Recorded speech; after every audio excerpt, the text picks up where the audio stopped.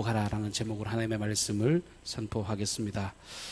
부활절 이후에 이 부활하신 주 예수 그리스도께서 허락하신 놀라운 산 소망이 저와 여러분의 삶의 유일한 힘과 능력임을 입술로 시인하고 그 능력 안에서 오늘 승리하시기를 주님 이름으로 축복합니다.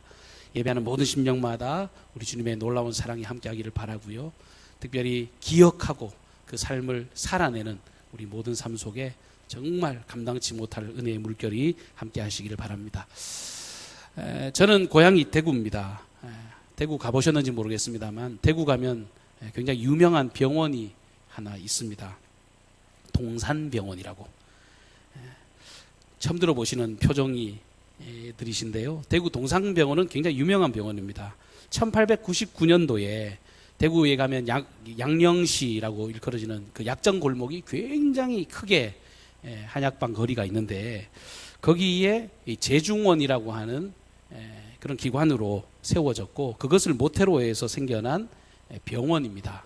1899년도에 세워진 병원이니까요. 얼마나 그 역사성을 가지고 있습니까? 근데 그게 더 유명한 게 뭐냐면 의료 선교사였던 우드 브리지 존슨 박사라고 하는 분이 예수 그리스도의 사랑으로 그야말로 이 나라 이 민족을 사랑하고 조선을 가슴에 품는 마음으로 그곳에 병원을 세웠기 때문에 뭐 대구 사람들은 동산병원 하면 그런 이야기들을 떠올리면서 감사한 마음을 가지고 살아가고 있습니다. 근데 저는 개인적으로요, 이 120년이 넘는 역사보다도 더 큰 의미로 이 동산병원이 제게 다가옵니다.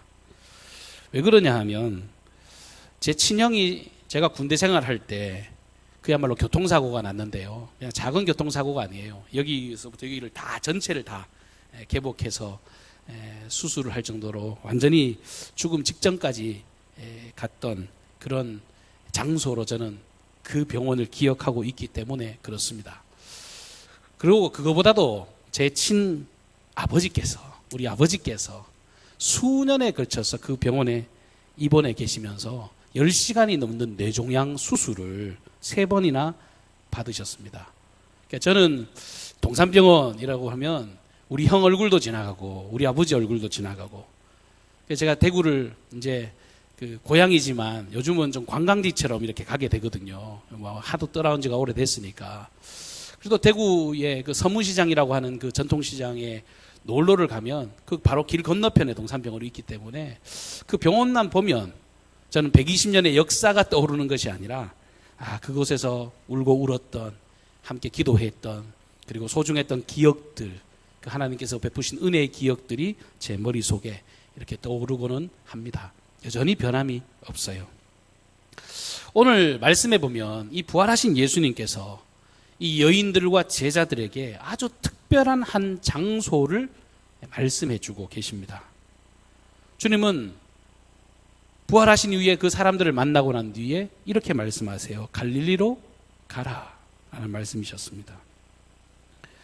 예수님께서 행하신 공생애의 사건은요, 다양한 장소에서 이루어졌습니다. 많고 많은 장소들 가운데서 하필이면 예수님께서 갈릴리라고 하는 장소를 콕 찍어서 말씀을 하고 있습니다. 뭐 우리나라의 수도 이러면 서울이 떠오르는 것처럼 유대인들은요, 당연히 많은 사람들이 모이고 핵심적인 지역을 꼽으려면 당연히 예루살렘을 꼽을 겁니다. 유대의 어떤 모든 그 중심지, 뭐 정신적인 중심지, 종교적인 중심지, 모든 것의 중심지인 이 예루살렘, 그곳에서 부활하신 예수님이 제자들과 함께 모여서 우리가 예루살렘에서 나의 부활을 증언하자 이렇게 이야기하셨다면 훨씬 더 효과적이고 이게 훨씬 더 상식에 맞을 것 같지 않습니까?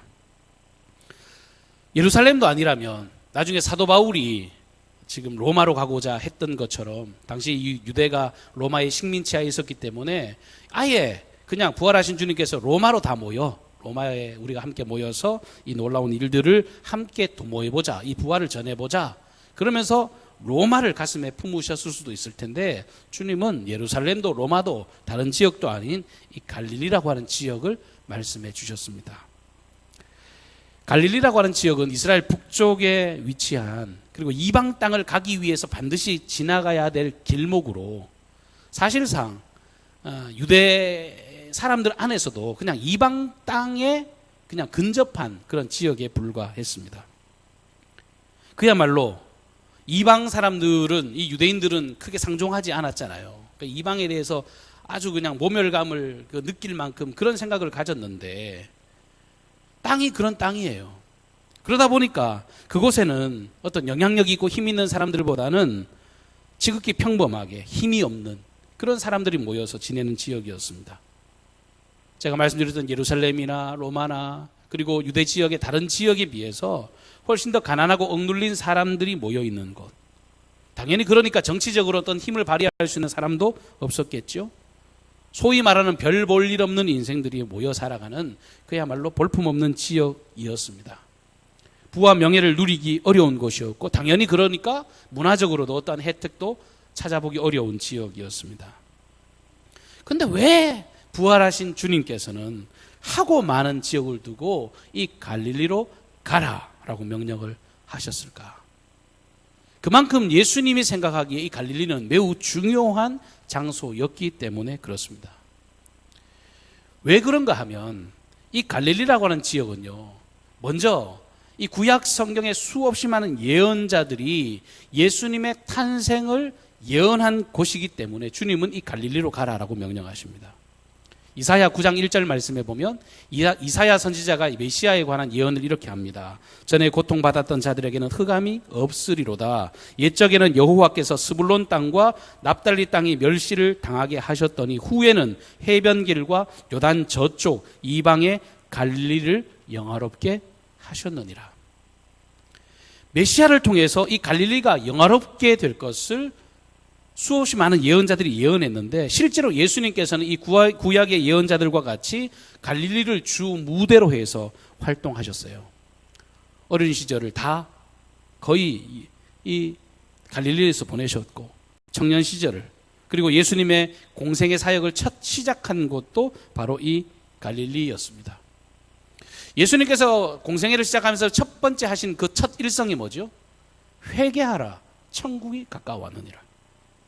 마태복음 4장 13절에 14절에 이때부터 예수께서 비로소 전파하여 이르시되 회개하라, 천국이 가까이 왔느니라 이렇게 선언하셨는데 이 위대한 선언이 바로 이 갈릴리에서 선포되어졌습니다.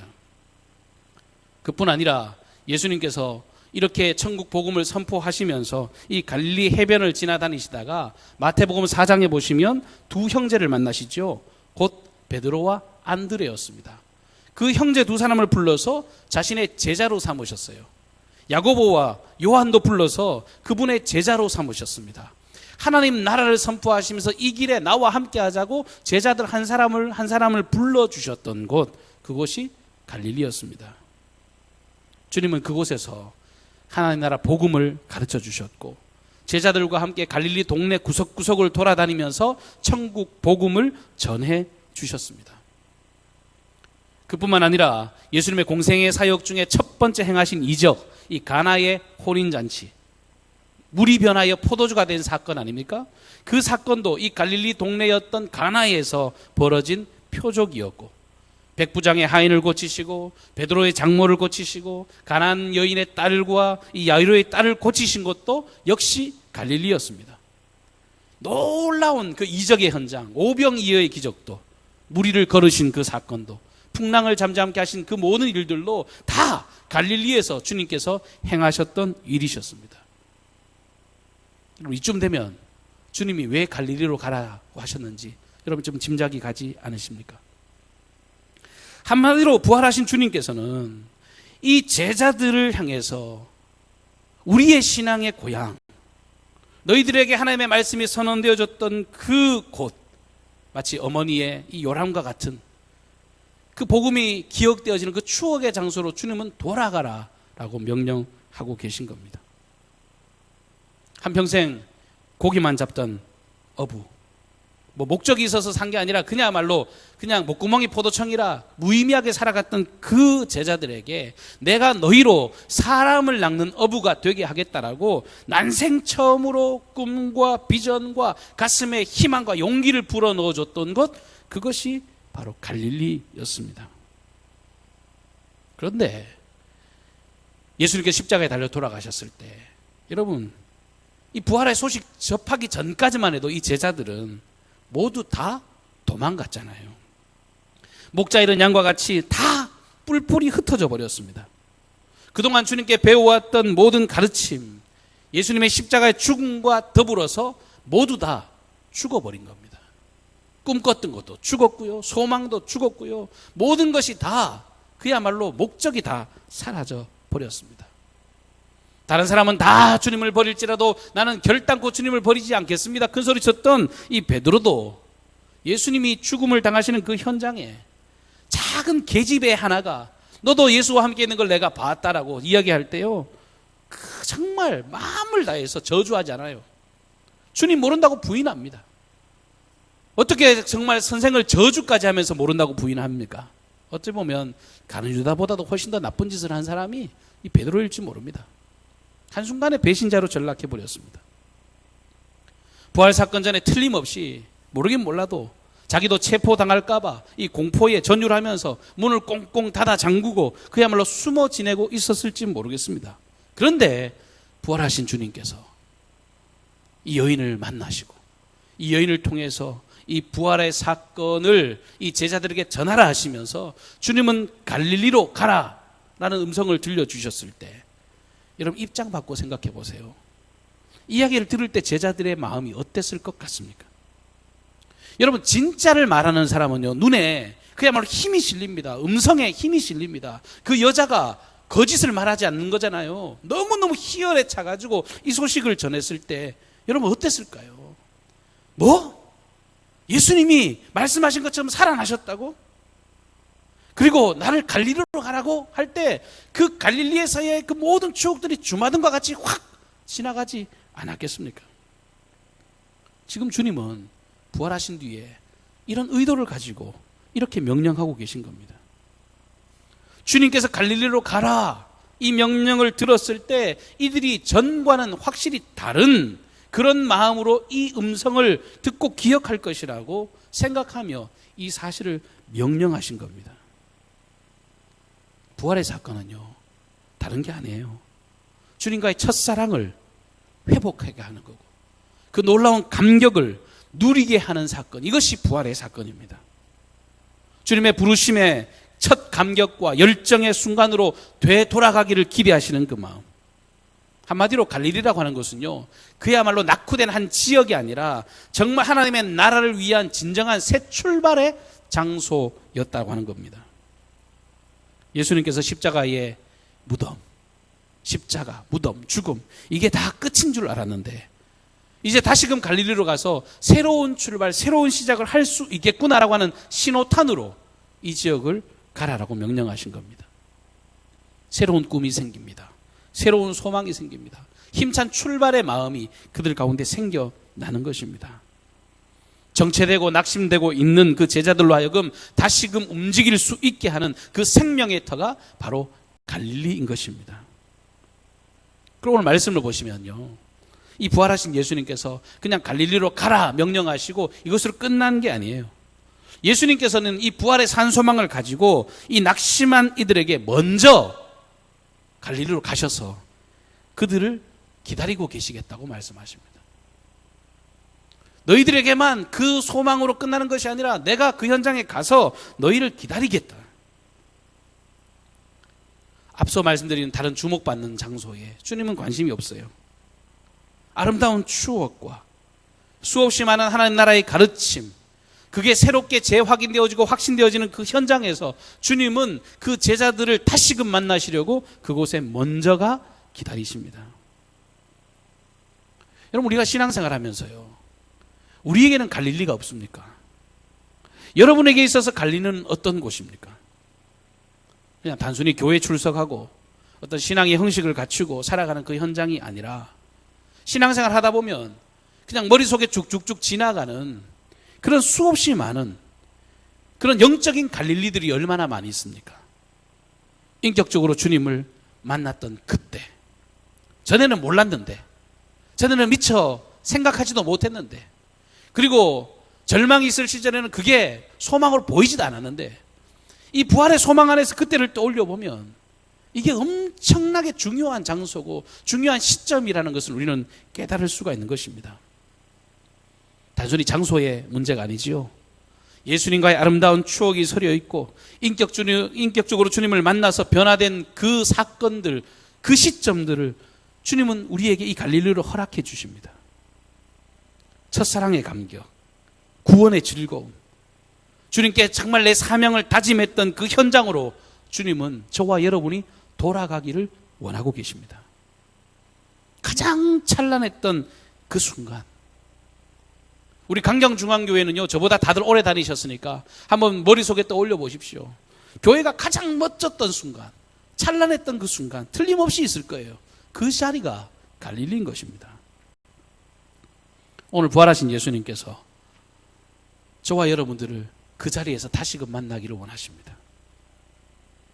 지금 기쁨의 50일이라고 하는 절기, 이 부활의 소망을 가지고 살아가는 이 연속 선상에 우리가 지금 서 있습니다. 그런데 부활의 신앙이라는 것은 그냥 2000년 전에 일어났던 그 주 예수 그리스도께서 이루신 사건을 추억하고 기억하는 그런 시간이 아닙니다. 계란 몇 개 나누어 먹고 동네 사람들에게 계란 나눠주면서 주님이 부활하셨어요. 그건 그냥 기억하는 시간 정도로 머무르면 우린 잘못 살아가고 있는 것입니다. 정말 예수님을 통하여서 이 부활하신 그 주님을 우리의 삶의 현장에서 뜨겁게 경험하고 날마다 그 부활의 능력을 재현하고 그 감격을 누리며 살아가는 삶, 우리 주님은 그것을 우리에게 기대하고 계십니다. 제가 지난 주일에도 말씀을 드렸습니다만 부활절이라는 게 단순히 1년에 한 번 돌아오는 그런 정해진 그런 날이 아닙니다. 우리 신앙의 선배들은 금요일 날 정말 이 돌아가신 주님께서 이 안식 후 첫날, 이 지금으로 말하면 일요일이죠. 그 날에 주님이 부활하셨다라고 하면서 그날을 주님의 날, 주의 날이라고 부르면서 함께 예배하며 주님께 영광을 돌려드렸습니다. 그러니까 우리는 매주일이 부활절이에요. 매주일이. 오늘 이 날도 여러분 우리가 함께 예배합니다만 그 부활의 산 소망이 없다면 우리가 이 자리에 있는 게 허무맹랑한 이야기 아니겠습니까? 근데 그 주님이 오늘 살아계심을 알고 우리가 이렇게 하나님을 경배합니다. 예수님께서 진짜 허락하신 부활신앙이라는 것은요, 현재의 나의 삶 속에서 오늘이라고 하는 이 시간, 지금이라고 하는 이 시점, 그리고 여기라고 하는 이 장소에서 그분을 실제적으로 만나고 그분의 부활하심으로 주어진 죄와 사망의 권세를 깨뜨리고 승리하신 그 놀라운 승리와 감격과 기쁨과 확신을, 그 감격을 날마다 누리며 살아가는 현장, 그것이 진정한 부활의 신앙의 핵심이라고 하는 것입니다. 예수님의 부활을 늘 가슴에 품고 늘 기뻐하고 감사하고 희망과 소망을 말하는 삶, 이것이 확신에 차한 그 소망, 산 소망을 가진 그리스도인의 아름다운 걸음인 줄로 믿습니다. 제가 목회 현장을 있다 보면 일부이고 소수입니다만 간혹 성도님들 중에는 이 옛날 이야기를 제게 많이 들려주는 분이 계세요.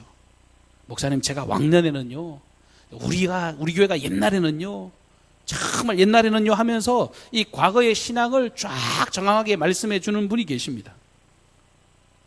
여러분, 저도 사람인지라 그 이야기를 들으면요 재밌어요. 옛날 이야기가 참 재미있습니다. 어떤 때는 막 무슨 전쟁 이야기, 무슨 전쟁의 무용담을 듣는 것 같아요. 와, 어떻게 그런 일이 교회에 있었나 싶을 정도로 파란만장한 이야기들이 많이 있습니다. 봉사 이력이 화려하세요. 하나부터 10까지 엄청난 업적의 과거가 있습니다. 교회 학교로 날렸던 그 시절들, 전도 현장에 앞장서서 열심히 살았던 수없이 많은 시절들, 애들 수련회 때 밥하고 빨리하고 뭐하고 그런 이야기들, 고생했던 이야기들, 무슨 추억이 그리도 많은지 듣다 보면 와, 대단하다 싶습니다. 근데요, 그건 옛날 추억팔이에 불과한 것이, 그것은 신앙이 아닙니다. 과거의 그 업적과 그 삶이 하나님이 기억하신 바 되고 정말 중요하긴 하지만 그것이 오늘의 내 신앙과는 전혀 상관이 없다는 걸 여러분 기억하셔야 합니다. 신앙은요, 오늘을 살아야 합니다. 신앙은요, 지금이 중요합니다. 부활하신 예수님을 이 갈릴리라고 하는 현장에서 만나지 못한다면 우리가 갈릴리의 그 지역으로 돌아가지 못한다면 이 추억에 묻은 옛날에 그냥 사무치는 그리움의 이야기들에 불과하다는 것입니다. 제가 성경을 상상하면서 말씀 준비하면서 생각을 해봤습니다. 예수님의 부활의 사건이 없이 만약에 제자들이 돌아가서 일상을 살았다면 어떻게 살았을까요? 자기들끼리도 끼리 이제 뭐 소위 하는 말로 동기 모임 이런 것도 하지 않겠어요. 예수님 제자라고요. 그러면서 한번 모여가지고 야 그때 너랑 나랑 정말 이 갈릴리 이 해변가를 지나다 예수님 만났었잖아.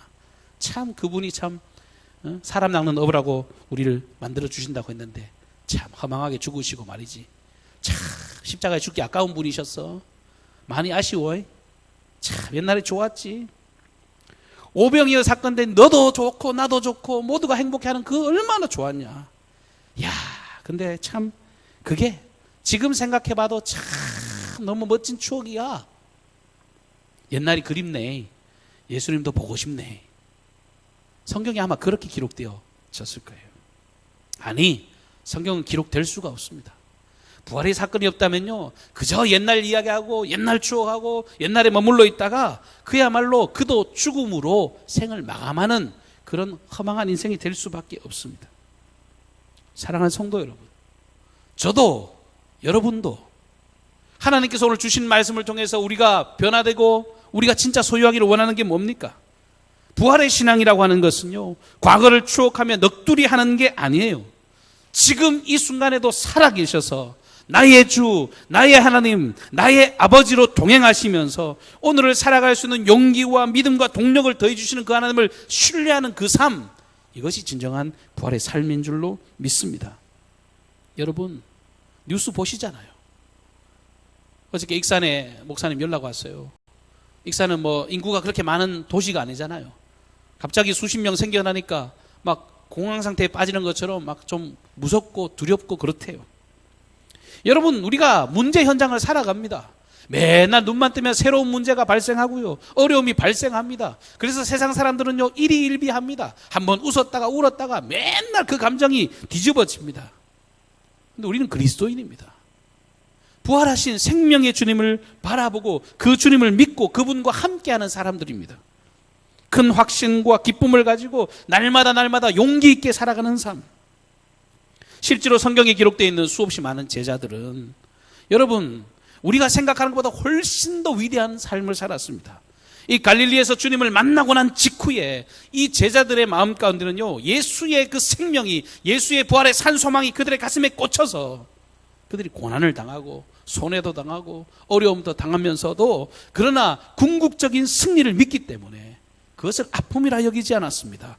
그 아픔의 현실 속에서 웃고 노래하고 기쁘게 찬송하면서 바울과 같은 사람은 감옥에 갇혔어도 주님을 경배하고 주님을 높이는 그런 삶을 살지 않았습니까?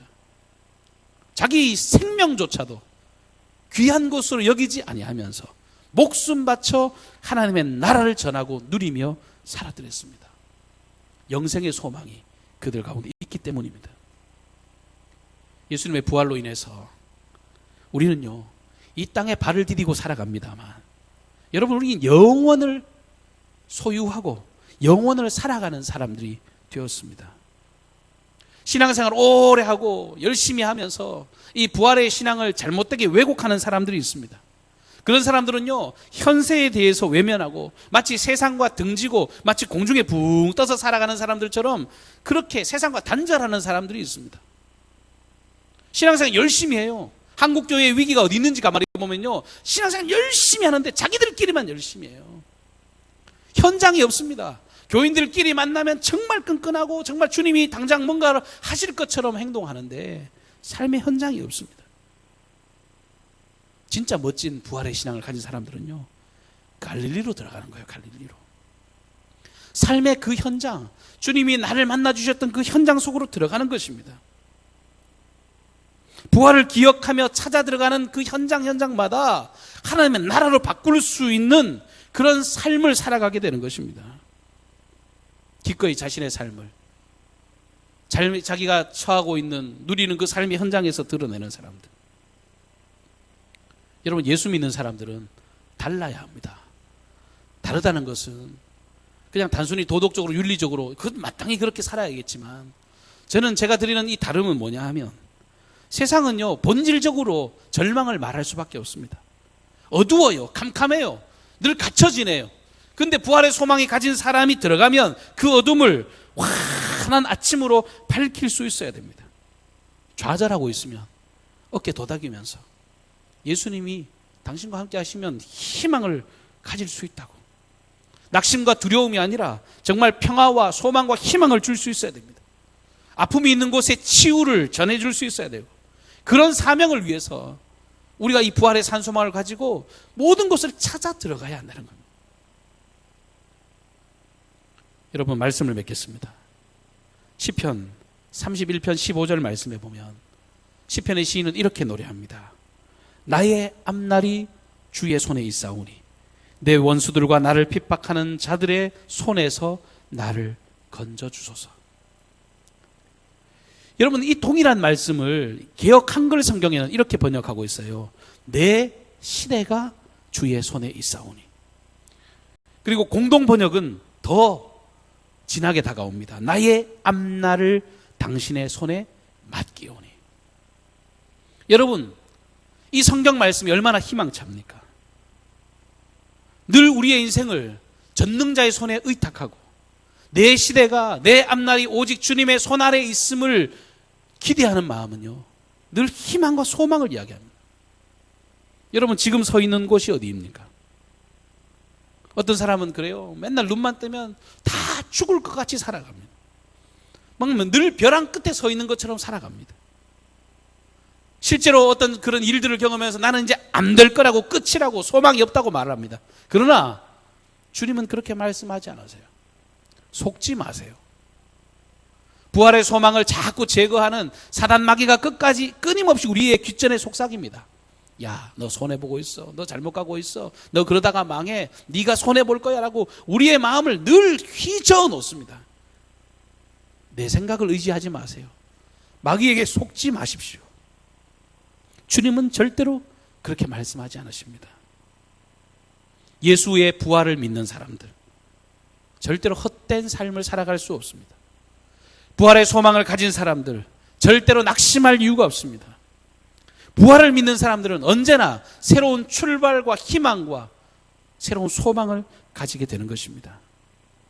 그래서 이 갈릴리로 가라 명하신 주님은요, 갈릴리에서 수없이 많은 사람들이 보는 앞에서 하늘로 승천하시면서 이 갈릴리에서 마지막 말씀을 남기십니다.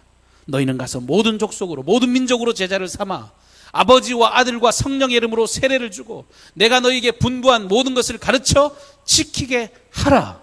희망의 메시지를 주고 주님은 하늘로 올라가셨습니다. 끝난 게 아니에요.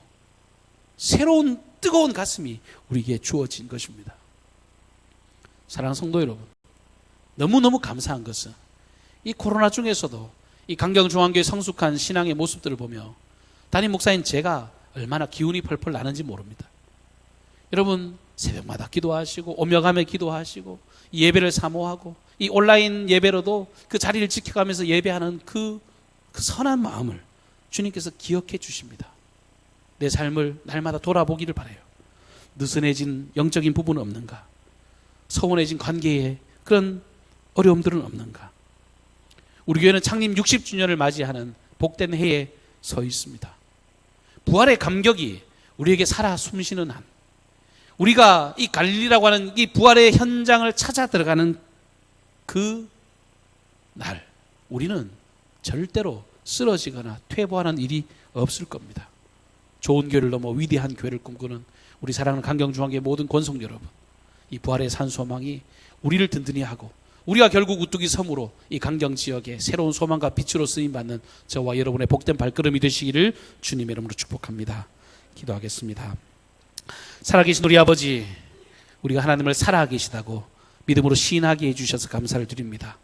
세상에 수없이 많은 종교들이 있고 그들의 교주가 있고 그 모든 종교의 핵심 지도자들이 있지만 그들은 다 무덤이 있는 연약한 인생이었음을 알고 있습니다.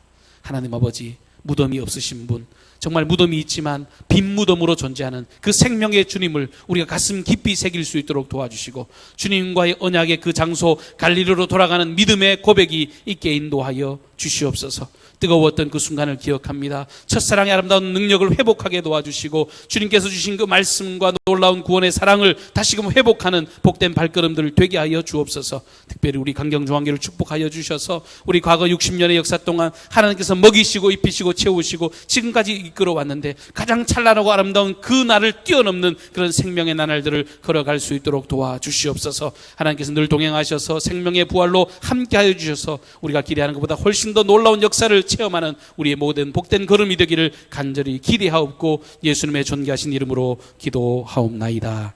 아멘.